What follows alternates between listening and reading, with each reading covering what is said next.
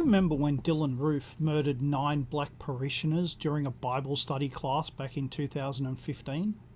Do you remember that he had photos of himself with the Rhodesian and Confederate flag?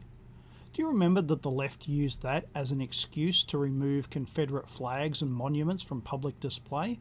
How did they do that? The secret is that they had planned it all along. They know the chaos that they have created. They knew that it was inevitable that an event would occur that would create anger. They didn't know what that would be exactly, but that wasn't important. What was important was that they be prepared for that moment. The moment when people's emotions take over, when their anger is seeking an outlet, and they provided that outlet. Don't get sad, do something so that this can never happen again. But of course, a flag didn't murder 9 people. A man did. So they use these murders to attack symbols that they hate, that they already hated. They know what they hate, and they put the effort into making sure that when something or someone they hate can be attacked, that they are attacked.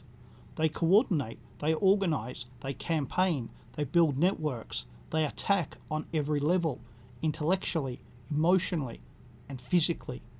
They try, they don't always succeed, in focusing on one target at a time, and whatever they win, they claim, whether it's 1%, 25%, or 100% of what they claimed they wanted.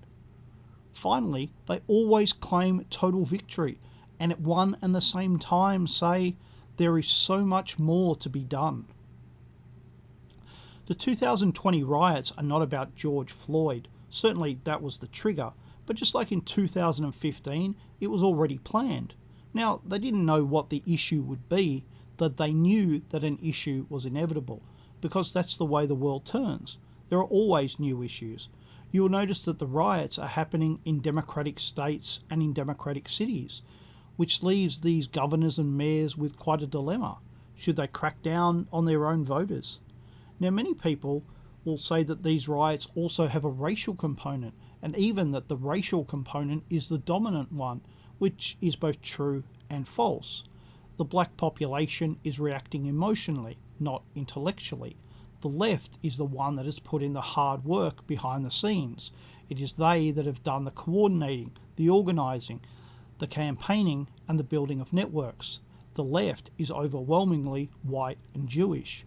It is they who concentrate on the other. It is they who highlight and antagonise their grievances.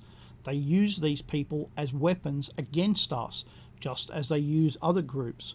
We should never lose sight of that fact.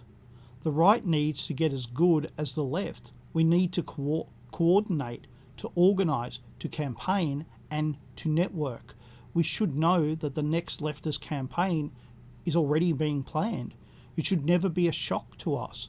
Whenever people are emotional or angry, we should expect the left to exploit that. And they can, because they've put in the effort beforehand.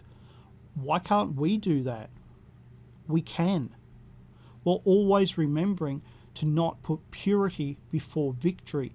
If we get 1% or 25% or 100% of what we want, then we should always claim it. We should also claim total victory, and should always follow that up with, but there's still much more to be done. It works, and we can see not only that it works, but how it works. It's about time we started making it work for us.